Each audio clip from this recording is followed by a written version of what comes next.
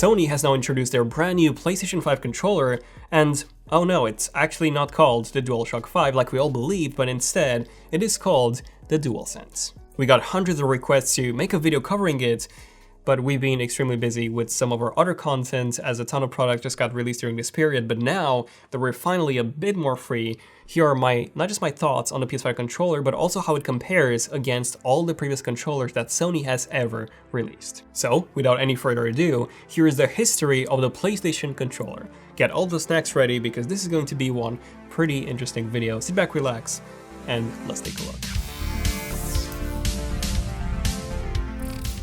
Are you stuck indoors? Are you also bored and got literally nothing to do? Or maybe you just want to chill. Well, in that case, you can chill like a boss with Raid Shadow Legends, our sponsor for this video.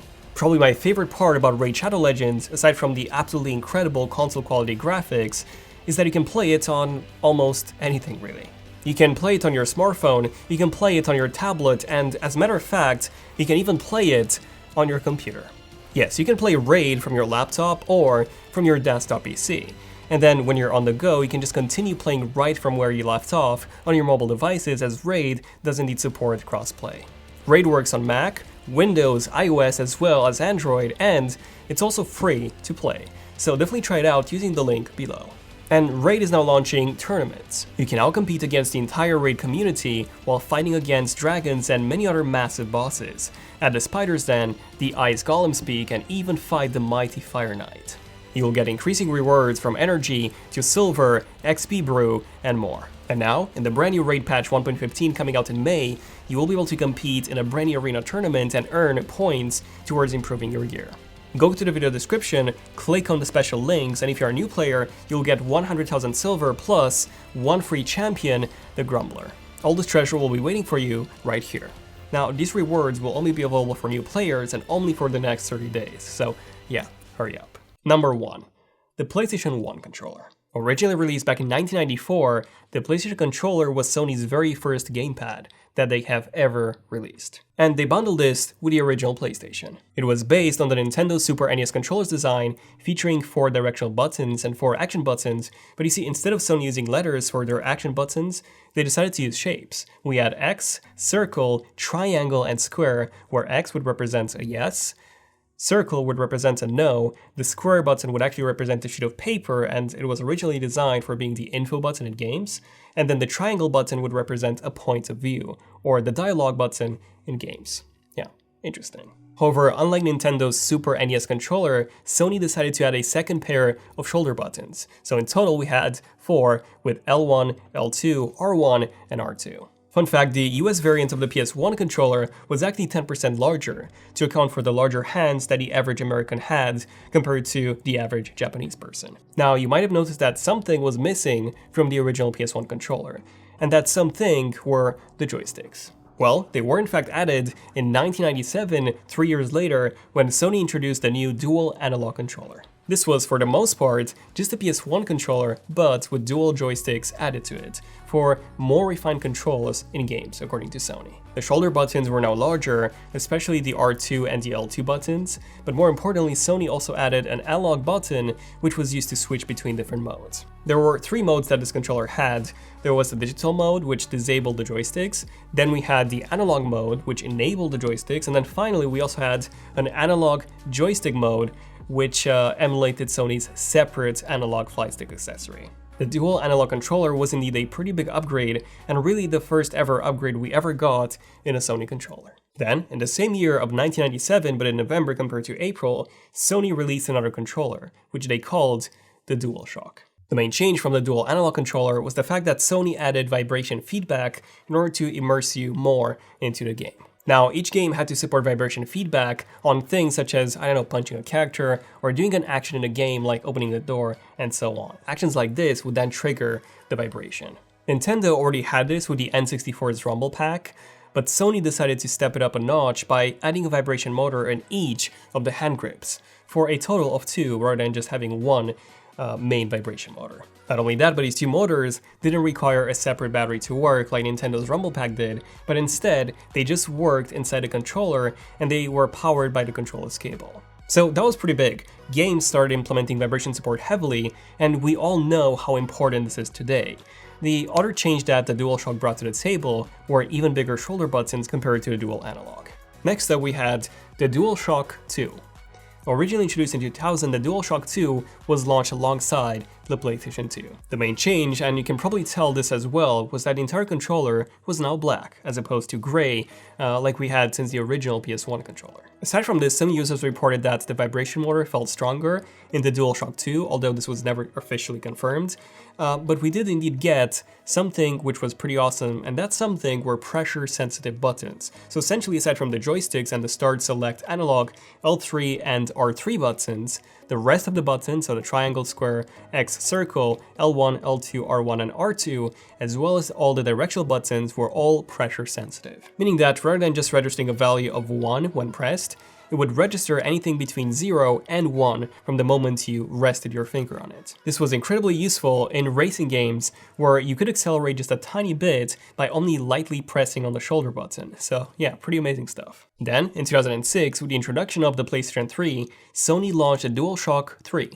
No, just kidding. It was actually called the 6-axis controller first. Design-wise, it looked almost identical to the PS2 controller, which was released 6 years prior.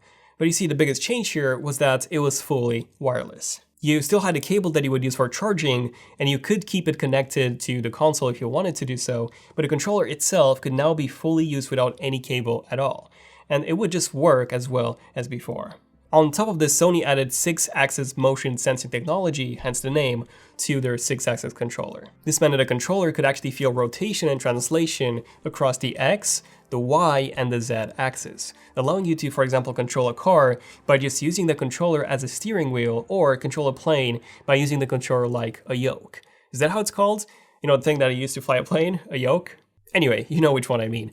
It was overall pretty cool. Now, unfortunately, the 6-axis functionality didn't end up being used as much as Sony would have wanted. Even to this day, 14 years later, there are very, very few games that do take full use of that. Also, fun fact, 6-axis was a palindrome, meaning that you could reverse the word and it would still spell 6-axis. And fun fact number 2, Sony actually removed the famous vibration motor entirely from that 6-axis controller due to a patent dispute that Sony was having with a different company. Now, aside from this, the analog button was replaced by a PlayStation button, which would just take you home, and then the 6-axis controller also included finer shoulder button precision compared to the DualShock 2 controller. Next up, we have the DualShock 3 controller. Less than a year after the brand new 6-axis controller launched, Sony finally managed to settle that patent battle against Immersion, the company that sued them. And thanks to this, they could actually use that vibration feedback once more in their controllers. So, Sony released the DualShock 3, which was really just a 6-axis controller with that added vibration feedback. Aside from that, it was pretty much identical to the 6-axis. Sony did end up releasing new colors for the DualShock 3 controller, including white, which looked absolutely stunning, making this the very first time Sony would release multiple color variants of their controllers. Then, in 2013, when Sony launched the brand new PlayStation 4, they also launched, the DualShock 4. And unlike all the previous controllers, which all look pretty much identical to one another, the DualShock 4 was the first major change ever in a PlayStation controller. The handles were now more rounded, longer, and overall the entire controller itself was much more comfortable to hold and use when compared to any of the previous models. The joysticks were now concave as opposed to convex like the previous ones were. Personally, I did find them way more comfortable to use when compared to DualShock 3 ones, for example. But aside from this, the DualShock 4 also had some other gigantic changes. So it removed the start and select buttons and added a massive touchpad instead, which could recognize multiple fingers at the same time. So this was a capacitive rather than a resistive touch surface. And the touchpad was also pressable as well, so it acted as an extra button. But unfortunately, just like the 6-axis motion sensing technology, the touchpad itself didn't really get used by games at all. Aside from very few exclusive games such as Little Big Planet, for example, and Astrobot VR, aside from these ones, most games use it as a button for the map or the high score, essentially acting just like the tab key does on PC. Then the other big change was on the back of the controller, where we had a pretty massive LED strip. The main purpose of this was so that the PlayStation 4 camera could track its movement. and you could use it in some games this way, so the controller would actually transform into a character in this AR experience, which was really cool. And then following the PlayStation VR's release, that light was also used by the PlayStation 4 camera to track the movement of the controller in VR. Aside from this light would also change its color based on certain events in a game. For example, if your health would run low, the light would turn red, but if you were at full health, the light would be green. Not only that, but a PS4 controller also added a speaker for sound effects. It also added a proprietary connector for connecting things such as a keyboard attachment or the new back button attachments, and it also added a 3.5mm headphone jack, which essentially allowed you to connect any headphones that you wanted, and you could hear the audio from those games directly through the controller with no noticeable lag at all, which was pretty amazing. This was so incredible and definitely my favorite feature ever in any controller. We also got a new options button for bringing up the options menu in games, as well as a new share button for taking screenshots and also video recordings of your gameplay. We also got a micro USB port from the mini USB port that we had on the Dualshock 3 controller, and then Sony also expanded on the success that the color version of the Dualshock 3 received by releasing even more color options for the PlayStation 4 controller, as well as limited editions of the PS4 that also came bundled with a limited edition controller. All these improvements made the PS4 controller, the Dualshock 4, a massive technological leap compared to its predecessors. Then, in 2016, when Sony launched the PS4 Pro, they also released an updated version of the Dualshock 4. Now, it was still called the Dualshock 4, by the way, but this was the PS4 Pro version of it, or version 2.0, which now reflected the light bar onto the touchpad as well, so that you could see it more easily, and it also included the ability to use it via a wired USB connection with even lower latency than when connected wirelessly, and it also featured an improved battery life. And finally, the last and most recent controller that Sony has introduced was the PlayStation 5 controller. But you see, interesting enough, rather than this being called the DualShock 5, like, everyone expected, yeah, it was called the DualSense. Design-wise, just like the DualShock 4, the DualSense embraces a completely fresh design style, this time coming in a dual-tone color scheme. The one that Sony has showed us came in white with black accents, but we do expect Sony to launch even more color options, likely a black controller, maybe with white accents, and maybe a few other color variants as well. That would be pretty cool. Now, aside from the color scheme, the shape of the controller is now different as well. So it resembles the Xbox One controller much more than ever before. It is bigger, heavier, and overall, according to Sony, it feels more premium than ever before. We still have the same buttons as before, the directional keys, as well as X, circle, square, and triangle, but all of these buttons have a glass enclosure. Again, similar to how they look on the Xbox. So yeah, gone are those colored action buttons that we've seen for so many years now. The options and the share buttons are still there, however the share button has been renamed into the create button, but it still acts in the exact same way. And they have been rotated slightly, as you can see, to make room for the larger touchpad. This one still has the built-in LED light, but it now surrounds the touchpad rather than being underneath the touchpad.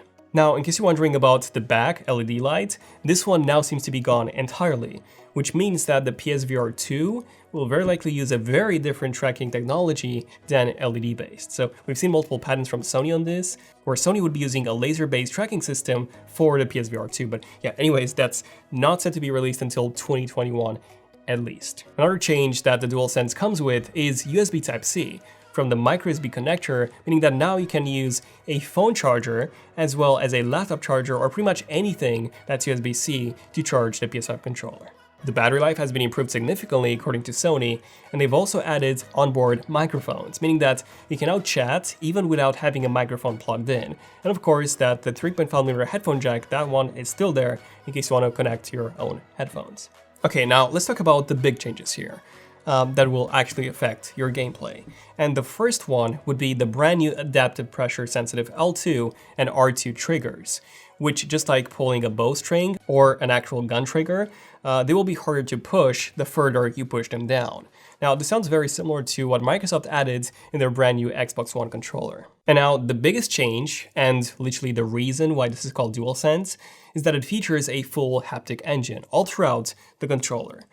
Okay, but what's that? So you know how on modern smartphones such as the iPhone 11, the Pixel 4, the Samsung Galaxy S20s, the OnePlus 8, and many others, we have an improved vibration motor that gives you a tactile response whenever you press a menu or an action button, essentially giving you the impression that you pressed a physical button on the screen. Well, the PS5's haptic feedback would be similar, just on, steroids. According to Sony, the haptic feedback is actually so good that you'll be able to feel the textures on different roads. You'll be able to feel mud, asphalt, ice, and even more, and even feel how different guns actually shoot in a game. And from what I've heard, this is an absolute game changer.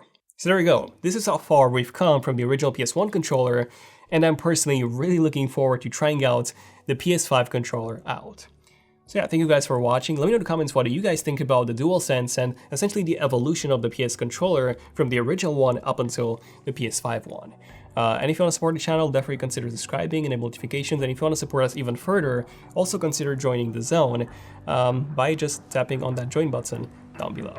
This has been pretty much it for this one, so thank you for watching. I'm Daniel, and I'll see you guys in the next one. ZONEofTECH.